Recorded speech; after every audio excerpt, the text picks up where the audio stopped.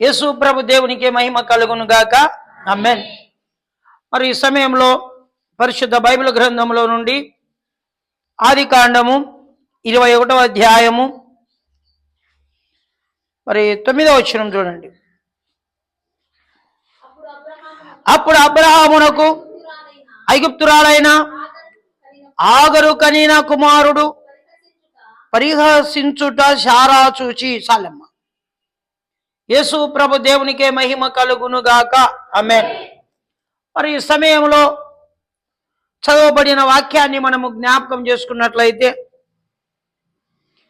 మరి ఆనాడు అబ్రహాం గారికి మరి శారమ్మ భార్యగా ఉన్నప్పుడు పిల్లలు లేరు. పిల్లలు లేనందున ఏదేమైనప్పటికీ హాగరును వివాహం చేసుకోవడం ద్వారా ఆగరును ద్వారా కుమారుడు దేవుడు అనుగ్రహించినాడు. ఆగరుకి ఎవరిని దేవుడు ఇచ్చినాడంట? కుమారుని. మరి ఆ కుమారుని ఎత్తుకొని కౌగలించుకొని ఆ కుమారుని ముద్దాడుతూ ఆ కుమారుని దగ్గర సంతోషంగా గడుపుతున్నాడు. ఎవరు? అబ్రహాం గారు. ఈ సంతోషంగా ఎత్తుకొని కౌగలించుకొని ముద్దాడుతూ ఉంటే, సంతోషంగా అక్కడ గడుపుతూ ఉంటే ఎవరు చూసినారు? శారమ్మ చూసింది. శారమ్మ దాన్ని జీర్ణించుకోలేకపోయింది. దాన్ని ఏం చేస్తుంది? జీర్ణించుకోలేకపోతుంది. ఆ జీర్ణించుకోలేకపోవడం ద్వారా ఇప్పుడు మరి శారమ్మ ఒక మాట అంటా ఉంది. ఏమయ్యా, మరి మనకు కూడా కుమారుడిని దేవుడు ఇచ్చినాడు, మరి ఆయన మనకు వారసుడు కాడు, మన కుమారుడే వారసుడయ్యేది. కాబట్టి ఆమె కుమారుడు మనకు వారసుడు కాడు. కాబట్టి ఆమెను ఆయన కుమారుడిని బయటికి దొబ్బేసి ఇంట్లో పెట్టుకోవద్దు. ఈయనకు పుట్టినోడేడే కదా, అబ్రహాముకు పుట్టిన కుమారుడే కదా. మరి దుఃఖంలో ఉండి ఏడుస్తా ఉన్నాడు అబ్రహాం గారు. అటు భార్యకు చెప్పుకోలేక, ఇటు హాగరుకు చెప్పుకోలేక, లేక కుమారుణ్ణి ఇచ్చే ఆ కుమారుడి దగ్గర సంతోషంగా ఉండలేక, మరి ఆ కుమారుణ్ణి హాగరుని ఇంట్లో ఉండి బయటికి వెళ్ళవేమంటుంది అని ఒక దుఃఖములో, ఒక నిట్టూర్పులో, ఒక బాధలో, ఒక వేదనతో కుమిలుతూ ప్రార్థన చేస్తున్నాడు. దేవుడు ప్రత్యక్షమైనాడు అబ్రహాం గారికి. ఏమన్నాడు తెలుసా దేవుడు? నీ భార్య అయిన శారా మాట విను, ఆమె చెప్పింది మంచిదే. అమ్మా, దేవుడు కూడా ఎవరికి సపోర్ట్ పాయా? భార్యకు, శారమ్మకు పాయా. మరి నీ భార్య మాట విను అన్నప్పుడు నిజంగా ప్రేమైన దేవుని బిడ్డలారా, ఎంత దుఃఖంలో ఉన్నాడంటే అంత దుఃఖంలో ఉన్నాడు అబ్రహాం గారు.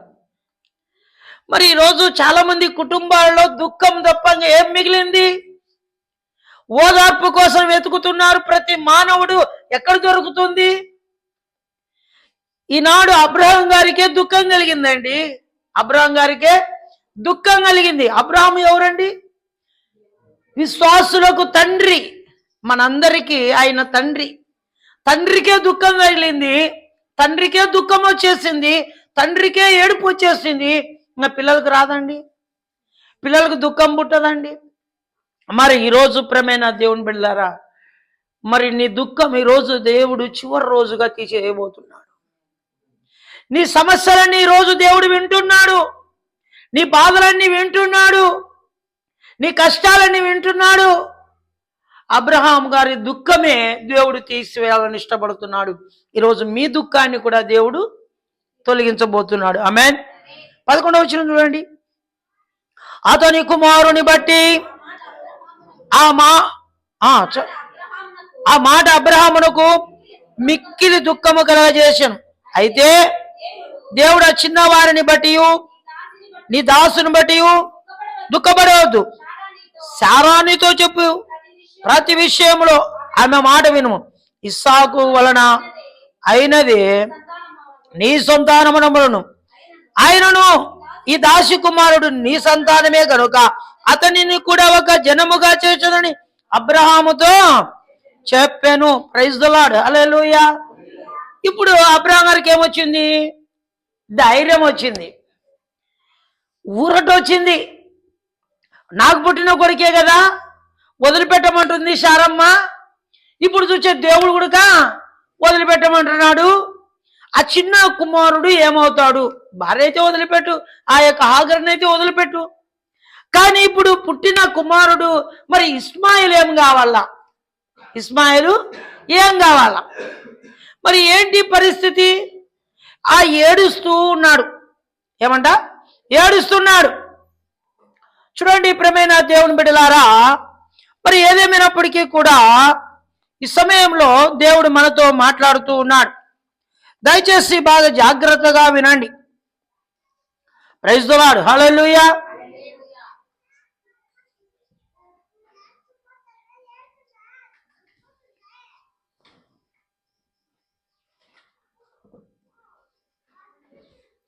యేసు ప్రభు దేవునికి మహిమ కలుగును గాక. ఆమేన్. ఈ సమయంలో ప్రియమైన దేవుని బిడ్డలారా, మరి అబ్రహాం గారు ఏడుస్తా ఉన్నాడు, దుఃఖపడుతున్నాడు. కానీ శారమ్మ అంటా ఉంది, నువ్వు వదిలిపెట్టు. ఆయన మరి ఇస్మాయిల్ని కానీ ఇస్మాయిల్ తల్లిని కానీ నువ్వేం చేయాలా? ఇంట్లోంటి గెంటి బయటికి ఏం చేయాలంటమ్మా? ఇంట్లోంటి గెంటి. మరి ఏడుస్తూ ఉన్న సందర్భంలో దేవుడు చూస్తున్నాడు. ఏం అబ్రహాం గారు ఇంత ఏడుస్తున్నారు, ఇంత దుఃఖపడుతున్నారు, ఇంత వేదన పడుతున్నారు? ఎప్పుడు లేని దుఃఖం ఇప్పుడు వచ్చింది. 100 సంవత్సరాలు పిల్లలు లేకపోయినప్పటికీ కూడా ఏనాడు దుఃఖపడలేదు. కానీ ఈరోజు ఎందుకు దుఃఖపడుతున్నాడు, ఈరోజు ఎందుకు ఏడుస్తున్నాడని దేవుడు ఎక్కడికి వినాడండి? అబ్రహాం గారి దగ్గర వినాడు. అబ్రహాం గారి దగ్గరికి దేవుడు పోయినా ఆయన ఈరోజు నువ్వు ఏడిస్తే నీ ఇంటికి ఎందుకు రాడు? నువ్వు ఏడిస్తే, నువ్వు బాధపడుతుంటే నీ కన్నీళ్లు తుడవడానికి మీ ఇంటికి ఎందుకు రాడు? మీ ఇంటికి వచ్చే దేవుడు, నీ కన్నీళ్లు తుడిచే దేవుడు. ఆయన మౌనంగా ఉండేవాడు కాడు. కానీ ప్రియమైన దేవుని బిడ్డలారా, ఎందుకు ఏడుస్తున్నాడు అంటే తనకు పుట్టిన కుమారుణ్ణి బయటికి దొబ్బడం ఏంటి, వద్దని చెప్పడం ఏంటి, ఆస్తులు ఇవ్వకుండా ఉండడం ఏంటి, నా ఆస్తులకు వీడే కదా వారసుడు అనుకున్నాడు. ఏదేమైనప్పటికీ కూడా ప్రియమైన దేవుని బిడ్డలారా, ఇవన్నీ చూసిన శారమ్మ జీర్ణించుకోలేక బయటికి దొబ్బేయమంటుంది. మరి అడిగినప్పుడు ప్రియమైన దేవుని బిడ్డలారా, ఏదేమైనప్పటికీ కూడా దేవుడు అంటున్నాడు, నీకు ఇచ్చిన భార్య శార మాట నువ్వు విన్న తర్వాత అటు దేవుని మాట వినాలి, ఇటు భార్య మాట వినాలి. ఈ రెండు వినడం చాలా దుఃఖం, చాలా బాధ. దాంట్లోనే దేవుడు ఒక ఆదరణ ఇవ్వబోతున్నాడు అబ్రహాం గారికి. ఏమన్నాడు? ఆయన నీకు పుట్టిన కొడుకే కదా, ఆయన నీకు పుట్టినవాడే కాబట్టి, వేరే వాళ్ళ గారు పుట్టినది నీకే పుట్టినవాడు కాబట్టి ఈరోజు ఏం చేస్తున్నాను తెలుసా, నేను అతన్ని కూడా ఒక జనముగా చేయిస్తున్నా. ప్రైజ్ ది లార్డ్, హల్లెలూయా. ఈరోజు మరి హాగరును కూడా దేవుడు ఏం చేశాడంట?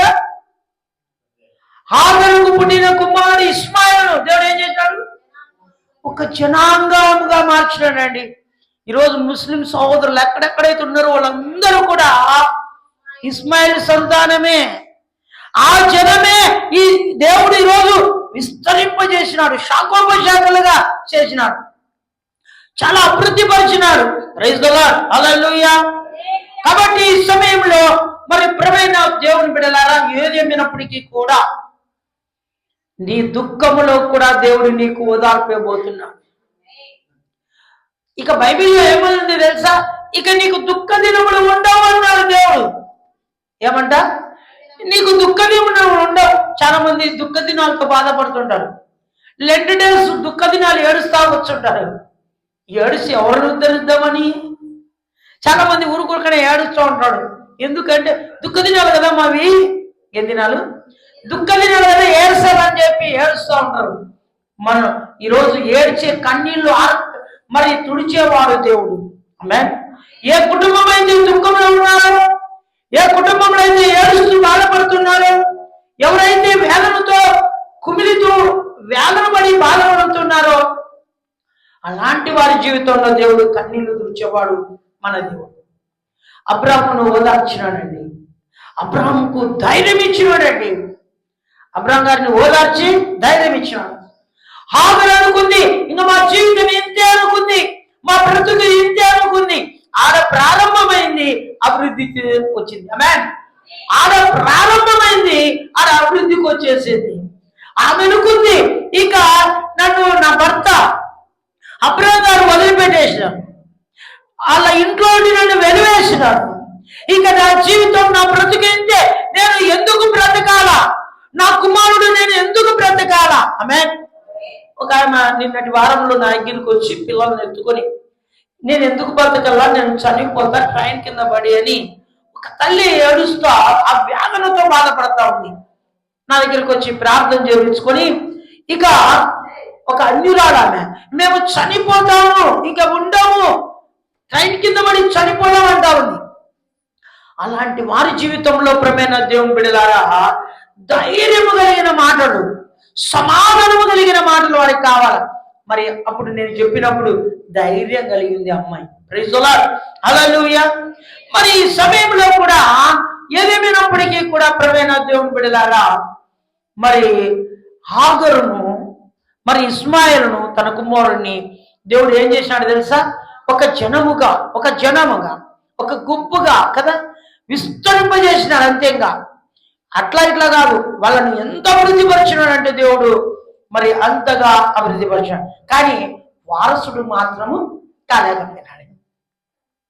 వారసుడు ఎవరు? ఇస్సాకే. భార్యకు పుట్టిన కుమారుడు, మరి నిజంగా సారమ్మకు పుట్టిన కుమారుడు ఇస్సాకు వారసుడు అయిపోయినాడు. కానీ వీళ్ళను కూడా ఈయనకు పుట్టినవాడే కాబట్టి ఇస్మాయిల్ దేవుడు ఏం చేసినాడు? ఒక జనముగా మార్చినాడు. ఇప్పుడు అబ్రహాం కన్నీళ్ళు చూసినాడా లేదా దేవుడు? అబ్రహాం దుఃఖాన్ని చూసినాడా లేదా? దుఃఖాన్ని చూసి ఊరుకున్నాడా? నవ్వుతూ ఉన్నాడా దేవుడు? ఏలన చేస్తున్నాడు? ఏమన్నా ఏం చేయలేదు. అతన్ని కూడా దేవుడు ఏం చేసినాడు? ఒక జనముగా మార్చినాడు. గొప్ప మిరాకిల్ చేసినాడు. వెంటనే ఆ మాటకు లోబడ్డాడు అబ్రహాం గారు. దుఃఖంలో నుండి విడుదల పొందినాడు. ఆమె దుఃఖంలో నుండి ఏం పొందినాడంటే విడుదల. నీ జీవితంలో నువ్వు దుఃఖపడుతుంటే ఈరోజు నీకు దేవుడు విడుదల ఇవ్వబోతున్నాడు. నీ కుటుంబాన్ని ఆశ్రయించబోతున్నాడు. నిర్గమాకాండం చూడండి. నిర్గమాకాండం 3వ అధ్యాయం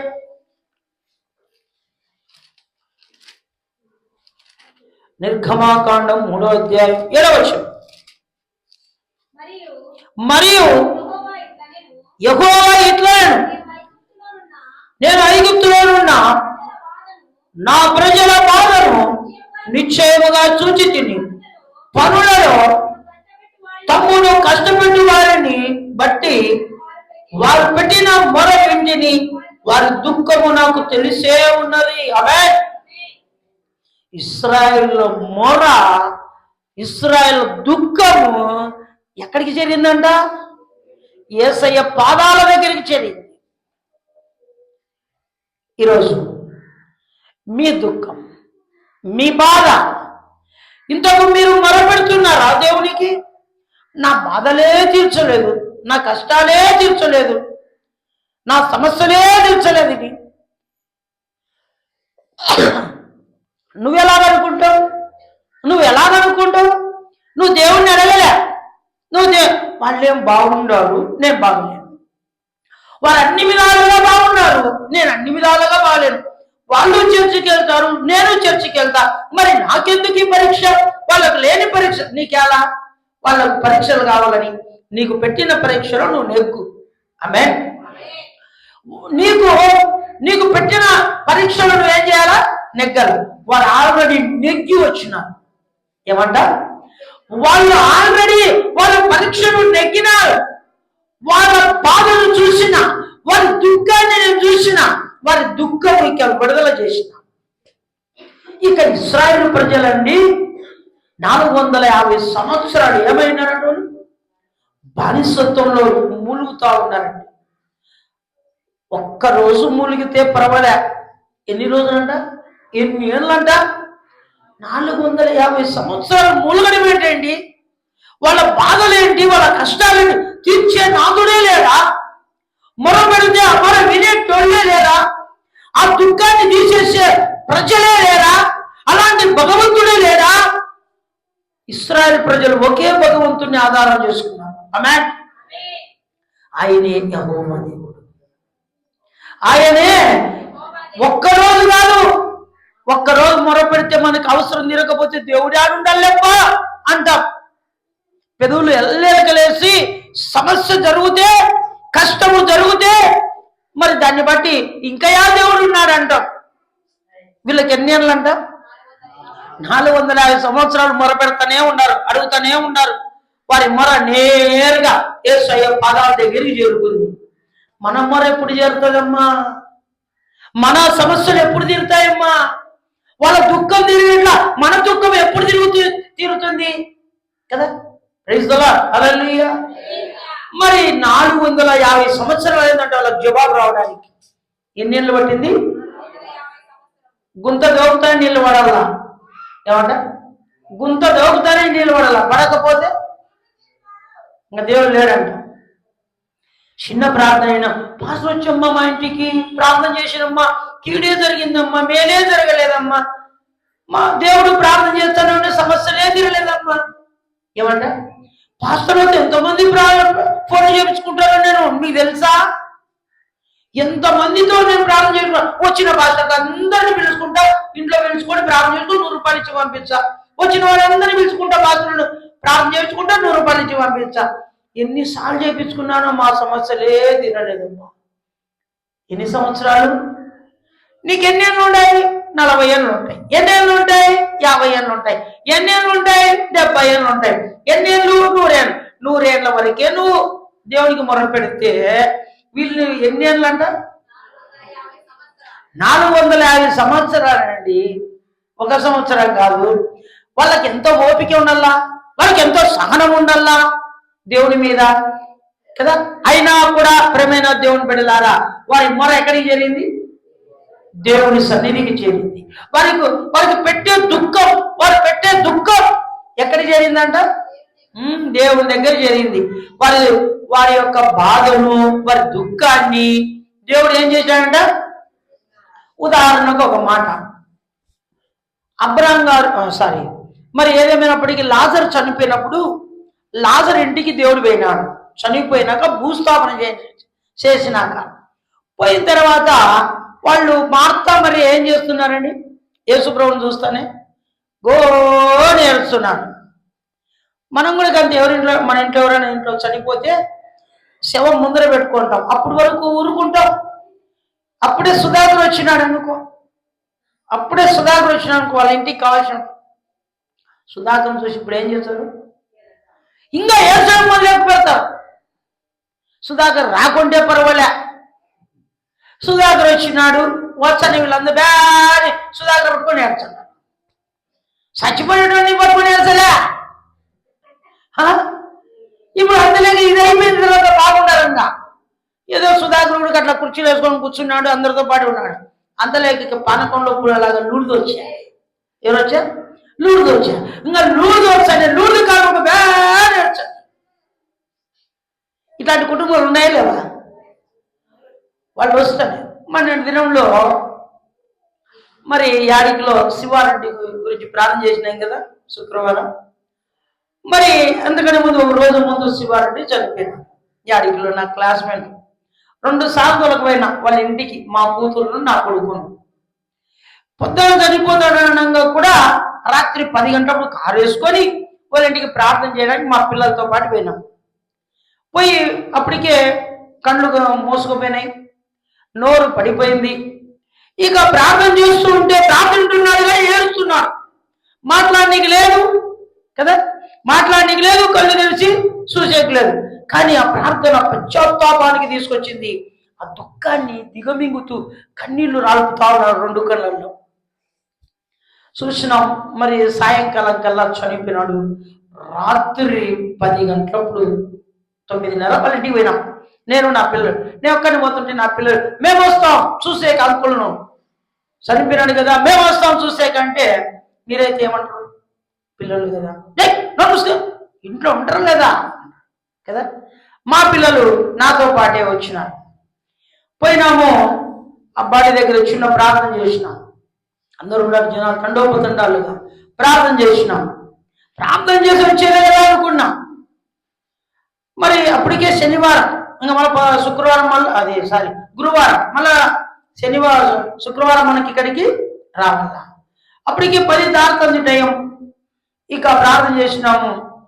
నేను ఆంటీని పలకరించి వస్తా అనింది. ఇంకంతే ఆ పాప లోపల ఇంట్లో పోయి నేను ఆంటీని పలకరించి వస్తానంటే వద్దులేమ్మా, లేదు నేను పోయిస్తానండి. లోపలికి పోతానే ఆ పాపం పట్టుకొని భయంకరంగా ఏడుస్తుంది. ఇంకా అంటే మనకు కావాల్సిన వాళ్ళు ఎవరైనా వస్తే ఏం చేస్తారు వాళ్ళు, ఇక ఎంతసేపు తెలుసా, గంట సేపు పట్టుకుంది ఆ పాపం. గంట సేపు నేను బయట ఊరికి కూర్చున్నా. గంట సేపు ఆ పాపను బయటికి రానిలేదు. గంట వరకు 2 పాటలు పాడించుకున్నారు. ఏదేమైనప్పటికీ ప్రియమైన దేవుని బిడ్డలారా, 2 పాటలు పాడించుకున్నారు. ఇక మేము వస్తుంటే వాళ్ళు అంటున్నారు, ఇక్కడే ఉండొచ్చు కదా మీరు కూడా, పొద్దున వెళ్ళొచ్చు అంటున్నారు.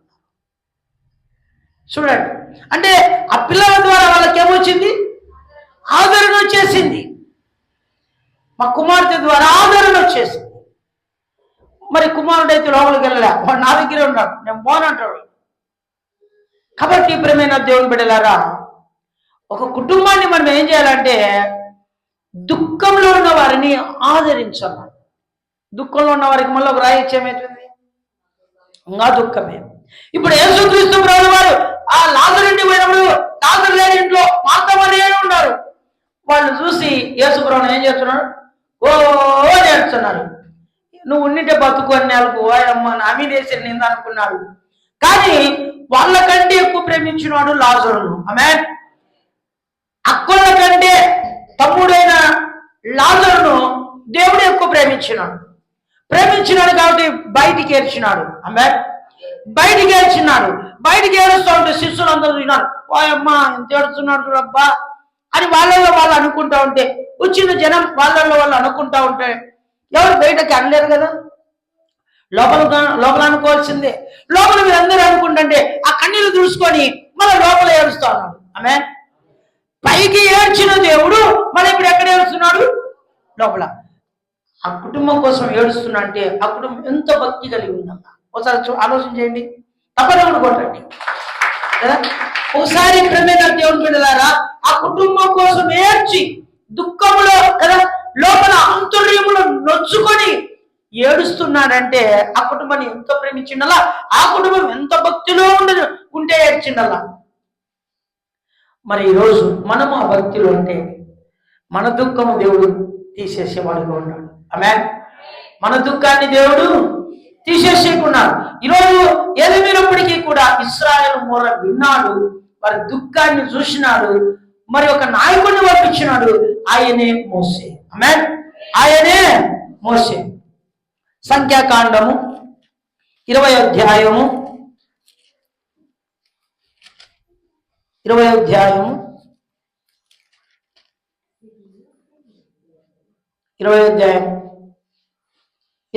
వచనం. అహరోను చనిపోయినని సర్వ సమాజము గ్రహించినప్పుడు ఇశ్రాయేలుల కుటుంబీకులందరూ అహరోను కొరకు 30 దినములు దుఃఖము సలిపిరి. ఆమేన్. అహరోను చనిపోయినాడండి.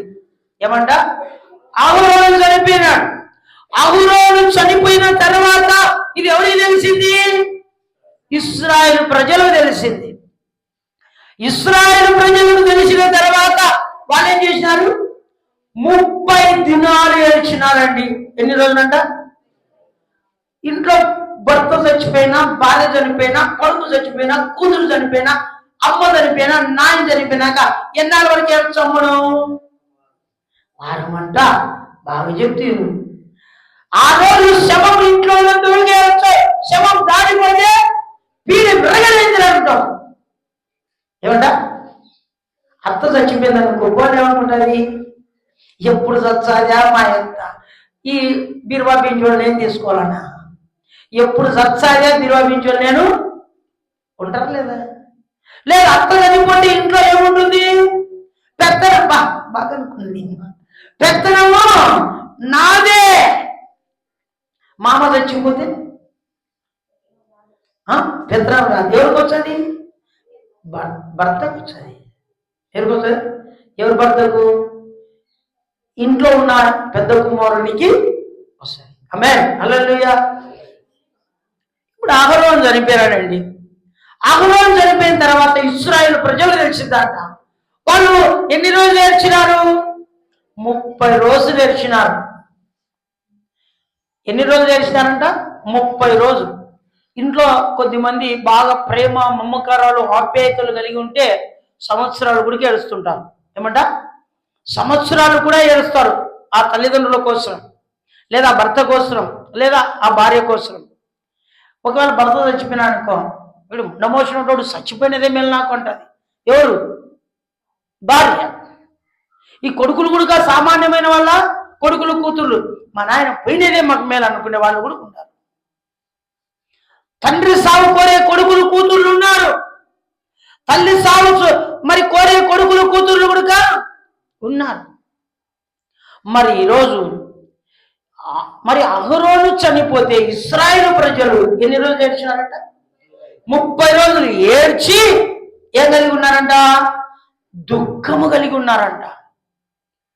30 రోజులు ఏడ్చున్నారంటే వాళ్ళ అన్నం తింటారండి?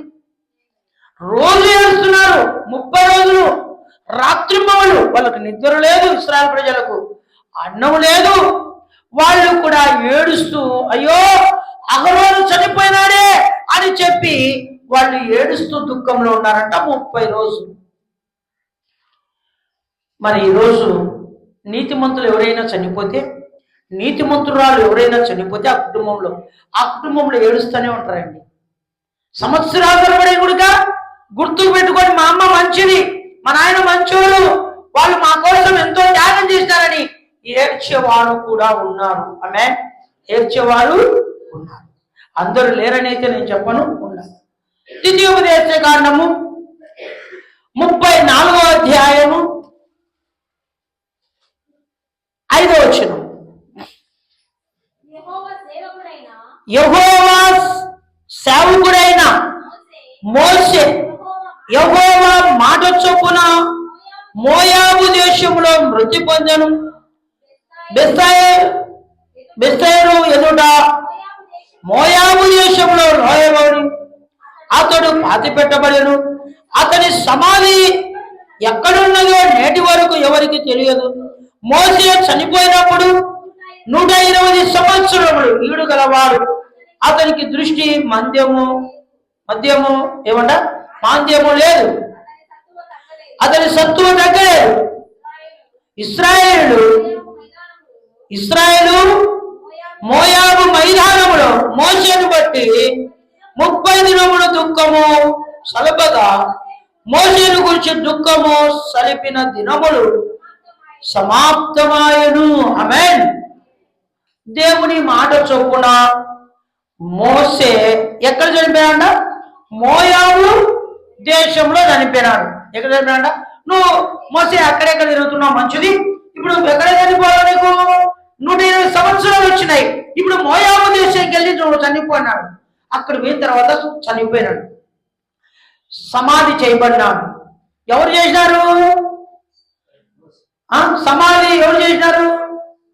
దేవదూతలు సమాధి చేసినారు. ఈనాటికి కూడా ఆ సమాధి ఎక్కడుందో ఎవరు కూడా కనుక్కోలేకపోతున్నారు. ఎందుకు? ఒకవేళ మోషే ఇన్ని అద్భుతాలు చేసినాడు కదా, దేవునికి రావాల్సిన మహిమ ఆ మోషే ఆ యొక్క మరి కట్టిస్తాం కదా సమాధి, ఆ సమాధికి పూజలు చేస్తారేమని చెప్పి దాన్ని ఇప్పటికీ కూడా ఎక్కడ మోషే సమాధి ఇప్పటికి కూడా కనపడలేట. వీరు ఇశ్రాయేలు ప్రజలు ఏం చేసినారు? అహరోను కోసం 30 రోజులు ఏడ్చి, మరి మోషే గురించి కూడా ఎన్ని సంవత్సరాలు ఏడ్చినంట? ఎన్ని రోజులంట? 30 రోజులు ఏడ్చినారంట. మోషే చనిపోయిన తర్వాత ఇశ్రాయేలు ప్రజలు కూడా ఏం చేసినారంటమ్మా? మరి ఏడ్చి దుఃఖంలో ఉన్నారంట. చూడండి, మరి ఇశ్రాయేలు 8వ వచనం, ఇశ్రాయేలు మోయాబు మైదానంలో మోషేను బట్టి 30 దినములు దుఃఖములు సరిపగా మోషేను గురించి దుఃఖము చనిపోయిన దినములు సమాప్తమయ్యను. నేను అనుకుంటున్నా, ఎవరైనా అలా నీతిమంతులు పరిశుద్ధులు గొప్పవాళ్ళు చనిపోతే, యాజకులు అందరూ చనిపోతే 30 రోజులు వాళ్ళు ఏడుస్తారేమో. మరి ఇశ్రాయేలు ప్రజలు ఆ 30 రోజులు ఏం చేశారండి? వాళ్ళు ఏడ్చినారు. ప్రైజ్ ది లార్డ్, హల్లెలూయా. మరి నెహెమ్యా గ్రంథము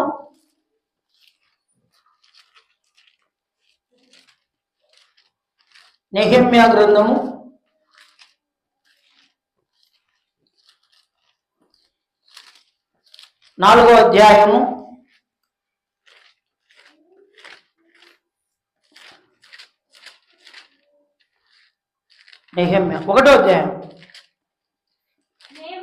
1వ అధ్యాయం 4వ వచనం. ఈ మాటలు విన్నప్పుడు నేను కూర్చొని ఏడ్చి కొన్ని దినములు దుఃఖముతో ఉపవాసం ఉండి ఆకాశమందున దేవుని ఎదుట విజ్ఞాపన చేసి తిని. ఆమేన్. నెహెమ్యా ఎందుకు ఏడ్చినాడంట? నెహెమ్యా ఎందుకు బాధపడుతున్నాడంట? వీళ్ళు బాధపడినది ఒక బాధ, నెహెమ్యా బాధపడినది మరొక బాధ. ఏం బాధ అంటే ఇది? చూడండి 3వ వచనం కింది భాగములు. యెరూషలేము యొక్క ప్రాకారములు పడద్రోయబడినది, దాని గుమ్మములు అగ్ని చేత కాల్చబడినవి నాతో చెప్పిరి. ఈ మాట విన్నప్పుడు నెహెమ్యా చెప్పినాడు, ఏమయ్యా, యెరూషలేము ప్రాకారములన్నీ ఏమైపోయాయంట? త్రోయబడింది. అక్కడ ఏమైంది? కాల్చబడింది అని నెహెమ్యాతో చెప్పినప్పుడు ఈ నెహెమ్యా ఏం చేసినాడంట? నెహెమ్యా ఏం చేసినాడు? చూడండి, ఈ మాట విన్నప్పుడు కూర్చోండి ఏడ్చి కొన్ని దినములు దుఃఖముతో ఉపవాసం ఉన్నాడు. ఆమేన్. దుఃఖంతో ఎందుకు ఉపవాసం ఉన్నాడు అంటే, ఉపవాసము ఎప్పుడైతే మనం చేస్తామో దేవునితో సహవాసం ద్వారా మన జీవితంలో దుఃఖానికి విడుదల దొరుకుతుంది. శుక్రవారం మనం ఉపవాస ప్రారంభం చేసినాం, ఆన్లైన్ ప్రే, అందులో అటెండ్ అయిన ప్రతి వారికి కూడా ఆ దుఃఖాన్ని దేవుడు ఏం చేస్తాడంట? తొలగించేవాడుగా ఉన్నాడు. ప్రైజ్ ది లార్డ్, హల్లెలూయా. మన దుఃఖాన్ని, అందుకనే ఈ నెహెమ్యా చర్చి ఆ యొక్క మరి చుట్టూ కాంపౌండ్లు ఉన్నాయి కదా, ఆ గోడలు అవి త్రోయబడినాయి, కాల్చబడినాయి. మరి ఇవి విన్నప్పుడు మరి చాలా వరకు ఏం చేసినాడంటే కూర్చొని ఏడ్చి దుఃఖముతో మరి ఉపవాసం ఉండి ఆయన ఏం చేస్తున్నాడంట? దేవుని ఎదుట విజ్ఞాపన చేస్తున్నాడు దుఃఖముతో. చూడండి, మనం కూడా మన జీవితంలో దుఃఖాన్ని దేవుని దగ్గర ఏడ్చి దుఃఖాన్ని పొందుకుంటే ఆ దుఃఖమే మన జీవితానికి ఏమిస్తుందో చూద్దామా? యోబు గ్రంథము 9వ అధ్యాయము, యోబు గ్రంథము 9వ అధ్యాయము 27వ వచనం. నా శ్రమను మరిచిపోయేదని అనియు దుఃఖ ముఖుడునై ఉండుట చూసి సంతోషముగా ఉండవలనని నేను అనుకుంటున్నా. Praise the lord, hallelujah. చూడండి, ఇక్కడ చదవబడిన మాట, నా శ్రమను మరిచిపోయేదని నేను అనుకుంటున్నా. నాకు వచ్చిన శ్రమ మరి దుఃఖముఖులునై ఉండటం మాని సంతోషంగా నేను ఎలా ఉండేదను? ఈరోజు నేను దుఃఖంలో ఉన్నా, నేను సమస్యలో ఉన్నా, నేను ఇబ్బందుల్లో ఉన్నా, నేను అవమానంలో ఉన్నా. ఇప్పుడు దాన్ని మానేసి ఇప్పుడు నేను సంతోషానికి ఎలా రాగలను? ఏదైనా మనం కోల్పోతే సంతోషించగలమండి? కొన్ని రోజులు పడుతుంది సంతోషించాలంటే. ఎన్ని రోజులు పడుతుంది? కొన్ని రోజులు. ఏదైనా మనం మర్చిపోవాలన్నా మర్చిపోలే. ఏదైనా వచ్చిన సమస్యల ద్వారా మరి నిజంగా ఆ దుఃఖం ద్వారా సంతోషాన్ని నువ్వు ఎప్పుడు పొందుకోగలవు అంటే కొన్ని రోజులు పడుతుంది. ఆ దుఃఖం నుండి విడుదల పొందినాక మరి సంతోషాన్ని నువ్వు పొందుకుంటావు. సంతోషం ఎప్పుడు పొందుకుంటావు? దేవుని దగ్గరికి వస్తేనే ఆ సంతోషాన్ని పొందుకుంటావు. మనం చదివినాం కదా కీర్తన, చూడండి 31వ కీర్తన 10వ వచనం. నా బ్రతుకు దుఃఖముతో వెళ్ళబుచ్చుచున్నాను, నిట్టూర్పులు విడుచుటలో నా ఏళ్ళు గతించుచున్నవి. నా దోషములు బట్టి నా బలము తగ్గిపోవచ్చున్నది, నా ఎముకలు క్షీణించుతూ ఉన్నవి. ఆమేన్. చూడండి, వయస్సు మరి ఎక్కువ అయ్యే కొద్దీ మనకేమొస్తుందండి? దుఃఖమే ఉంటుంది, అంతే కదా. మరి నరాలు, అరికాలు నుండి పై నడినెత్తులకు జబ్బులు, షుగర్లు, బీపీలు, గ్యాస్ ట్రబుల్. వయస్సు మీద పడే కొద్దీ మనకు సమస్యలు ఎక్కువైపోతాయి. అందుకనే ప్రియమైన దేవుని బిడ్డలారా, ఇప్పుడు దావీదు అంటున్నాడు, నా బ్రతుకు దుఃఖముతో వెళ్ళబుచ్చుచున్నాను. నా బ్రతుకు ఎలాగుందంట? నీ బతుకు ఏం బతుకురా, ఒరిజినల్ సూపర్ రా, నువ్వు మేలురా, నువ్వు బాగా బతుకుతున్నావు అంట. కొన్ని బతుకులు కుక్క గుడిక బతుకుతుందిరా నీ బతుకు, నీది ఒక బతికేనా అంటారా లేదా? విన్నారా మీరు అన్నమాట? కుక్క గుడిగా నీదొక బతికేనా? ఇప్పుడు దావీదు అంటున్నాడు, ఏమయ్యా, నా బ్రతుకు దుఃఖంతో వెళ్ళబోచుతున్నా, నా బ్రతుకే, నా దినాలే నేను ఏమి వెళ్ళబుస్తున్నా? దుఃఖముతో వెళ్ళబుడుస్తున్నాను. నిట్టూర్పులు విడుచుటతో నా ఏళ్ళు గతించుతున్నాయి. ఏడ్చిన రోజులు కోకొల్లలయ్యా, నా దినాలన్నీ ఇట్లే గడిచిపోతున్నాయి. ఏళ్ళు గడుస్తున్నాయి. ఏమంట? ఏళ్ళు గడుస్తున్నాయి. ప్రియమైన దేవుని బిడ్డలారా, ఈ సమయంలో అందుకే ఆయన అంటాడు, మరి దావీదు గారు ఒక మాట, మానవుని ఆయుస్సు 70 సంవత్సరాలు, అధిక బలం ఉంటే 80 సంవత్సరాలు, అది కూడా ఆయాసమే, దుఃఖమే అంటాడు. ప్రియమైన దేవుని బిడ్డలారా, కాబట్టి ఈరోజు మన దుఃఖాన్ని, మనకు దుఃఖం నుండి విడుదల దేవుడు ఇవ్వబోతున్నాడు. సామెతలు 10వ అధ్యాయం మొదటి వచనం, జ్ఞానము కలిగిన కుమారుడు తండ్రిని సంతోషపరచు, బుద్ధి లేని కుమారుడు తన తల్లికి దుఃఖము పుట్టించును. ఆమేన్. బుద్ధి లేని కుమారుడు ఏం తీసుకొచ్చాడ? బుద్ధి లేని కుమారుడు తల్లికి ఏం తీసుకొచ్చాడ? దుఃఖాన్ని తీసుకొస్తాడంట. మనం కూడా బుద్ధి లేకపోతే కదా, అందుకనే ఒక మాట ఉంది బైబిల్లో, పాము వలె వివేకము కలిగి పావురం వలె నిష్కపటులై ఉండండి. ఎట్లున్నారంట? బుద్ధి లేకున్నారేమో బాగా గమనించండి. ఆరాధించే సమయంలో ఆరాధించక, ప్రార్థించే సమయంలో ప్రార్థించక కదా, తినే టైంలో తినకోకుండా కదా, తినే టైంలో పట్టుకుంటే ఎట్లుంటుంది? భర్త అలసిపోయి ఇంటికి వచ్చినాడు అనుకో, 1 గంట 12:30కు వచ్చినాడు, 1 గంట అయింది, నిద్రపోతా ఉన్నాడు, ఆకలి అవుతుంది, ఇంకా కాలే, 1 గంట అయింది, కాలే, 1 గంట అయింది, భోజనాలు అయితే చేసినాడు ఇంట్లో, భర్తను లేపలే, 1 చూస్తా ఉన్నాడు పాపం, 1 అయింది, 2 అయింది, 3 అయింది, ఏమొచ్చిందంటే భర్తకు కోపం పుట్టి దుఃఖముతో భార్యను ఏం చేస్తాడు? సూపర్ అంటాడా? కొట్టడమే ఉంటుంది అంతే, ఇంకా ఏం ప్రేమించడం అంటూ ఉండదు, కొట్టడం. కొద్దిమంది భార్యలు మరి నిజంగా పెళ్లి కావడానికి మరి కొట్లకే చేసుకుంటారేమో అనిపించింది నాకు. ఏమంట? ఏం బాగా ఇట్లా చూసాడు. కొద్దిమందికి పెళ్లి అయిన వరకు ఇంటి దగ్గర బాగుంటారు, పెళ్లి అయిపోయిన తర్వాత ఇంటి మీద ఏట్లు పడతానే ఉంటాయి. ఇంట్లో అపరూపంగా చూసుకుంటారు ఆ తల్లిదండ్రులు. ఎట్లంటమ్మా ఎవరి భార్య? అపరూపంగా చూసుకుంటారు. పాపం కూతురికి ఇచ్చి పెళ్లి చేస్తానే ఆడ దెబ్బలు, కొట్లు, దుఃఖమే దుఃఖము, సమస్యలే సమస్యలు. ఏమంటది ఇంటి కోడలు, మా ఇంట్లో ఏనాడు కూడా ఒక మాట చెప్పినోళ్ళు కాదు, ఒక పని చెప్పినోళ్ళు కాదు, ఒక ఏడు కొట్టినోళ్ళే కాదు. ఇప్పుడు మాటలున్నాయి, తిట్లున్నాయి, కొట్లు. ఇన్ని భరించండి నేను. ఇట్లాంటి భరించే కుటుంబాలు కూడా అక్కడక్కడ ఉన్నాయి. ఆమేన్. అదే సొంత చెల్లెల్ని కొట్టమను, సొంత అక్కను కొట్టమను, సొంత తల్లిదండ్రులను కొట్టమను, ఈ చెయ్యి వీళ్ళ మీదకి, భార్య మీదకి వచ్చిన చెయ్యి వాళ్ళ మీదకి రాను అంటే వాళ్ళు సక్రమంగా పుట్టినారు, ఈమె సక్రమంగా పుట్టలేదనే కదా, అంతే కదా. చూడండి, ఆ భార్య ఇంట్లో ఏడుస్తుంటే, ఆ దుఃఖంతో ఉంటే ఎట్లుంటారు ఈ సమస్యలు?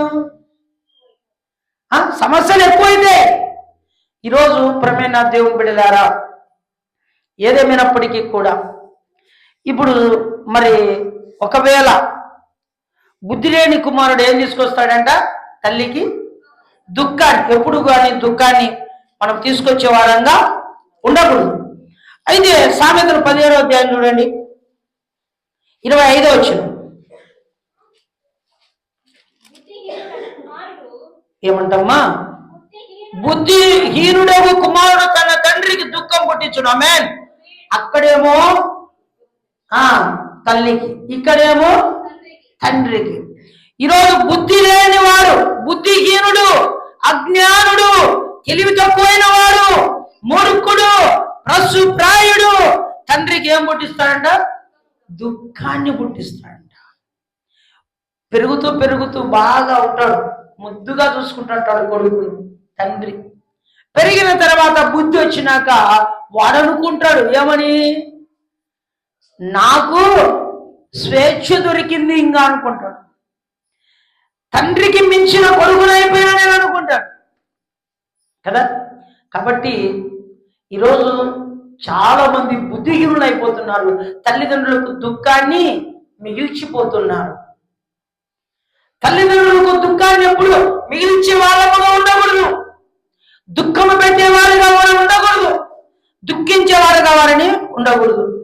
ప్రసంగి గ్రంథం 1వ అధ్యాయం 18వ వచనం.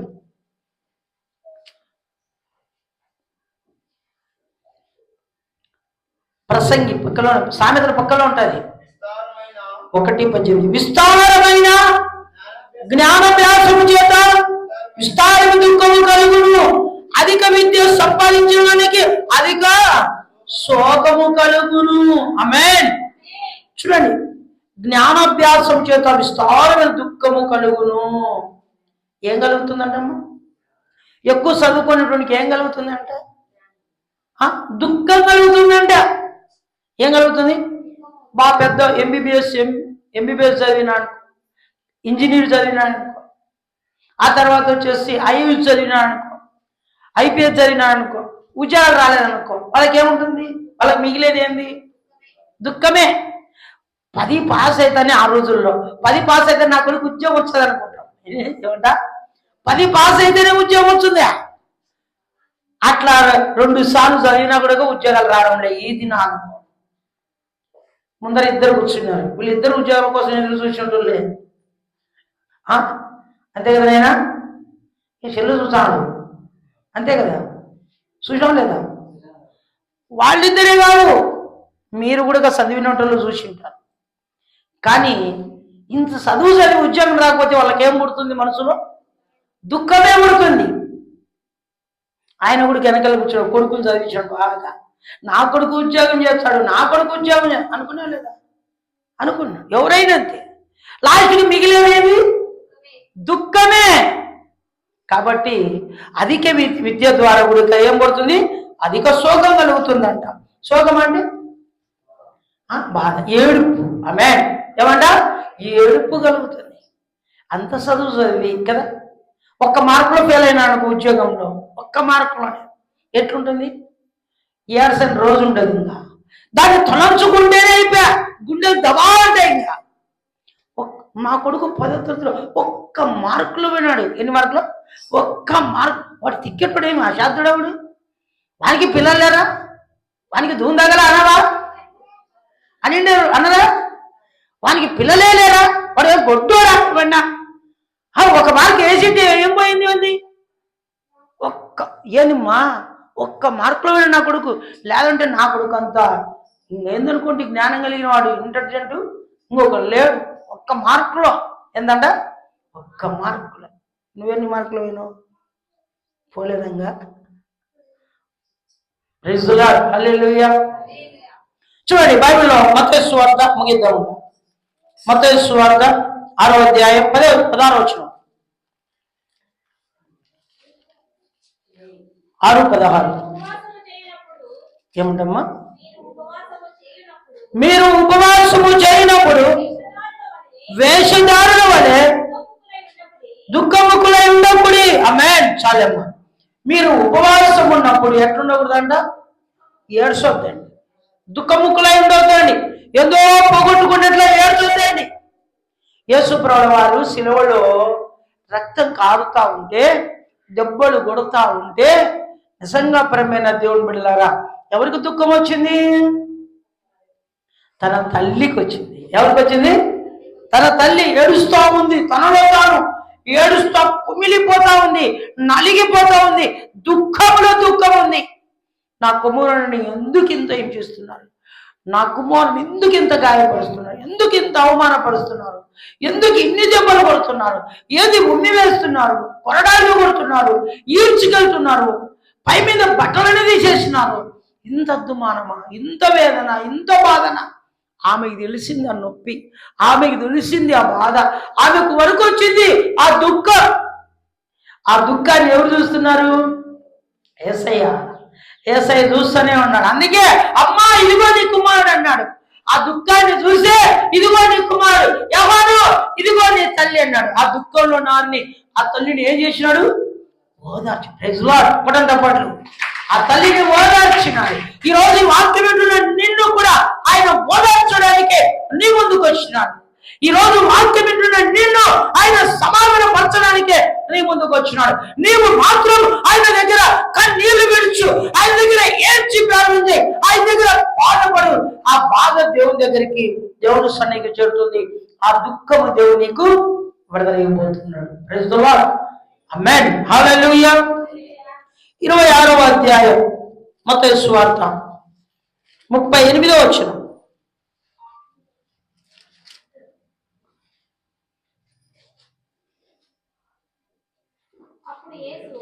అప్పుడు యేసు ఏమంటమ్మా?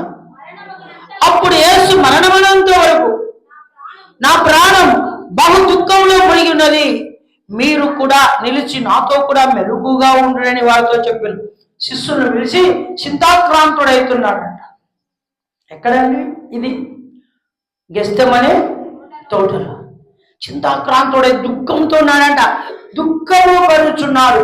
చూడండి, దుఃఖపడుచు ఏమంటున్నాడు తెలుసా? చింతాక్రాంతుడై ఏమన్నాడు? ఎన్నో వచ్చినమ్మా? 38 కదా. చూడండి, 37లో కొడుకుంది. ఇంటికి పోయి చదవండి. మరి ఇప్పుడు యేసు ప్రభు మరణమవునంతగా నా ప్రాణం బహు దుఃఖములో మునిగి ఉన్నది. ఏమైందంట? నా ప్రాణం ఏమైందంట? బహు దుఃఖములో అయినది. ఇక మీరు కూడా నాతో పాటు మెలకు ఉండి ప్రార్థన చేయండి. మీరు ఎందుకు మెలకు ఉండలేకపోతున్నారు? మీరు ఎందుకు ప్రార్థన చేయలేకపోతున్నారు? నేను దుఃఖపడుతున్నాను. ఎందుకు దుఃఖపడుతున్నా? జరగబోయే నిందలు, జరగబోయే అవమానం, జరగబోయే ఆ శిలువ మరణం కాదు, మిమ్మల్ని విడిచిపెట్టి వెళ్తున్నది దుఃఖం నాకు. Praise the lord. ఏమంట? మిమ్మల్ని వదిలిపెట్టి వెళ్తున్నానే, మీరు ఏమైపోతారో. చాలా మందికి తల్లిదండ్రులు అంతే, అన్ని సమకూరుస్తారు పిల్లలకు. Praise the lord. హల్లెలూయా. 33 సమకూరుస్తారు. చనిపోయే శివారెడ్డి నాతో శనివారం ఒక ముందు, మరి శనివారం రాత్రి 10 గంటలప్పుడు ఫోన్ చేసి మాట్లాడుతూ ఉన్నాడు. మాట్లాడితే గంటలు గంటలు మాట్లాడతాడు. సెల్ ఫోన్ ఎక్కువ మాట్లాడాలని ఇష్టం ఆయనకు. ఫోన్ చేసి పాస్టర్ అన్నాడు. అయితే ఒక మాట, యేసు ప్రభు నిజమైన దేవుడు అని చెప్పినాడు. Praise the lord. హల్లెలూయా. ఎందుకు అంటే నీలో నేను చూస్తున్నా, నా క్లాస్మేట్ నీలో నేను చూస్తున్నా ఎన్నో అద్భుతాలు. చిన్న వయసులో నుండి కలిసి జీవించడం బాగా, ఆ రోజుల్లో నుండి ఈ రోజు చూసి ఏమంటారంటే నిజంగా నిజమైన దేవుడు యేసు ప్రభే, ఎన్ని అద్భుతాలు చేస్తున్నాడు చూడు నీ ద్వారా, మాకు కూడా జరగాల అనేవాడు. మరి శనివారం రాత్రి 10 గంటలప్పుడు ఫోన్ చేసి మాట్లాడుతూ, మేము భూమి అమ్మాలనుకున్నాం, ఎన్ని కోట్లు పోతుంది అన్నాడు. మరి మీరు ఎంత చెప్పినారు అన్నా. 8 కోట్లకు చెప్పినాము. అట్లాగే ఇంకా దండిగా ఉంటాయి. మళ్ళా 8 కోట్లకు చెప్పినాము. లేదు అంత పోదు, 6.5 పోతుంది అన్నా. అప్ప కరెక్ట్ మేము అదే అనుకున్నామన్నారు. Praise the lord. అదే అనుకున్నామన్నాడు. చనిపోయే దశలో ఏమంటున్నాడు తెలుసా? మా పిల్లలకు మంచి ఇల్లు కట్టాలా, అది అమ్మేసి మంచి ఇల్లు కట్టాలా. ఆ తర్వాత మా కుమారునికి, పెద్దోనికి ఉద్యోగం వచ్చింది, ఇంజనీరు. మరి చిన్నవాడికి కూడా ఉద్యోగం రావాలా, పెద్దోనికి వివాహం చేయాలా. చూడండి, వారం తిరక్క ముందే మరణం. అది అమ్మకముందే మరణం. తర్వాత ఒక మాట అన్నాడు, నువ్వు ఇంత కష్టపడుతున్నావు ఓల్డ్ ఏజ్ హోమ్లో, నిజంగా ఇట్లాంటి కష్టపడే వ్యక్తిని ఎక్కడ చూడలేదు. అందులో 6.5 కోట్లు నీకు కొంచెం, నీ సమస్యలు తీరడానికి నీకు కొంచెం అన్నాడు. నాకు వద్దులే అన్నా. నాకు తెలుసు నీ గురించి, కానీ నేను కూడా నీకు హెల్ప్ఫుల్గా ఉంటా అన్నాడు. వారం తర్వాత ఏమైంది చూడండి. ఈరోజు ఎన్నెన్నో అనుకుంటాం, కానీ పిల్లల విషయంలో ఏదేదో సంపాదించాలనుకుంటాం, రెప్పపాట్లోనే మరణాలు పోతాయి. కానీ కొద్దిమంది సంపాదించి పెడతారు. దేవునికి మహిమ కలుగునుగాక. రైతులా కొద్దిమంది అనుకుంటారు, నేను చనిపోయినా పర్వాలే, నా పిల్లలకి ఇది ఉంది అనుకుంటాం. కొద్దిమంది అనుకుంటారు, మా నాయన చనిపోతున్నాడు, ఇంకొక 5 నిమిషాలు చనిపోతాడు, దేవుడు అన్యాయం చేశారా అని. అప్పుడే తెల్లవారుజామునే పోయి ప్రార్థన చేసుకుని వచ్చిన, ప్రార్థన చేసుకున్నాను, చర్చిలో ఇంటికి పోయినా, దేవుడు అన్యాయం చేశారా, మా నాయన పట్టుకున్నా, దేవుడు అన్యాయం చేశారా. ఏనైనా అన్నా, ఇంకా బతికిలేదు, ఇప్పుడు పోతున్నా నేను అన్నాడు. ఇప్పుడు పోతున్నా, ఎందుకు బతకాలి, అంగేయాలను రక్షణ పొందినావు కదా, అంగేయాలంటే నీ కోసం, నీ పిల్లల కోసం బతకాలనుకున్నా. ప్రైజులా, హల్లెలూయా. ఆ వయసులో కూడా ఏమంటున్నాడు, నీ పిల్లల కోసం ఏమీ సంపాదించలేకపోయినా, నువ్వు ఎట్లా సంపాదించే శాత కాదు నీకు, నువ్వు అందరినీ నమ్ముతావు, మోసపోతావు, అందరినీ పిలుచుకొచ్చావు ఇంటికి, అందరికీ అన్నం పెడతావు, ఇదే నీది బుద్ధి. కాబట్టి నీ దగ్గర ఏం లేదు, నీవు మరి నీ పిల్లలకు ఏమి సంపాదిలే, నేనన్నా సంపాదించాలనుకున్నా, నన్ను అప్పుడే దేవుడు పిలుచుకుంటున్నాను. చూడు, తండ్రికి ఉన్న ఆశ. ఈరోజు అదే తండ్రి, ఈరోజు 6 ఏళ్ళు అయింది, అదే తండ్రి ఈరోజు నా ముందు ఉంటే ఎట్లుండు. మరి నిన్ను అనుకున్నాను కానీ ఈరోజు నువ్వే గ్రేట్ రాను. ప్రైజ్ ది లార్డ్, హల్లెలూయా. నువ్వే గ్రేట్ రాను. ఇల్లు ఉడివికి మట్టి మీద ఇల్లు కట్టాలనుకుంటే చేత కాదు, ఎందుకు కడుతున్నావురా అన్నాడు మా నాయన. చేత కాదు, ఎందుకు కడుతున్నావు, చూడు అంతే. ప్రైజ్ ది లార్డ్, హల్లెలూయా. చూడు అంతే అన్నా. 22 ఏళ్ల కిందట చూడు అన్నా, కట్టి చూపించిన. దేవుడికి మహిమ కలుగునుగాక. దేవుడు నాతో ఉన్నాడు, నేను ఆయనలో ఉన్నా. అప్పుడు ఆయన కార్యాలు గొప్పవి. ఈరోజు మన కన్నీళ్లు తుడిచేవాడు దేవుడు, మన సమస్యలు తీర్చేవాడు దేవుడు. చివరి ఇంకా ఉంది కానీ టైం 52 నిమిషాలు అయింది, 53. ఇక ముగిద్దాం, చివరి మాట చూసుకొని ముగించుకుందాం. రోమీయులకు రాసిన పత్రిక 9వ అధ్యాయం 1వ వచనం. ఏమంటక్క, ఎవరికి, నీకా? చూడండి, ఎవరు చదివినా వాళ్ళకి వర్తిస్తున్న మాట కదా. నాకు బహు దుఃఖము, నా హృదయంలో మానని వేదన కలుగు. ఏం కలిగిందంట వేదన? మానని వేదన కలిగింది. ఈరోజు అండర్లైన్ చేసుకుని ఇంట్లో మళ్ళీ ఇంటికి వెళ్ళి చదవండి అన్నమాట. తండ్రి చనిపోతే మీ ఇంట్లో దుఃఖం కదా, తల్లి చనిపోతే ఇంట్లో దుఃఖం కదా, ఇంట్లో ఎవరైనా కోల్పోతే నీకు కావలసిన వారు, నిన్ను ప్రేమించేవారు, నువ్వు వారిని ప్రేమించేవారు నీకు దూరం అయితే నీకు వేదన కాదా, నీకు దుఃఖము కాదా కదా. నాకు బహు దుఃఖమును నా హృదయములో మానని ఈ వేదన మానదంట. గాయమైతే మానుతుంది, గాయమైతే మానుతుంది కానీ ఈ వేదన మాత్రం ఎప్పటికీ మానిపోయేది కాదు. ఇదిగో మానిపోయే చేయడానికి యేసయ్య నీ ముందుకు వచ్చినాడు. ఈరోజు నీ గాయాన్ని మానుస్తాడు, నీ పరిస్థితులు మారుస్తాడు, నీ ఇబ్బందులు మారుస్తాడు. నువ్వు దుఃఖంలో ఉంటే ఆ దుఃఖం నుండి దేవుడు నీకు విడుదలిస్తాడు. దేవుడు ఈ మాట ఆశించును గాక. ఆమేన్. గాడ్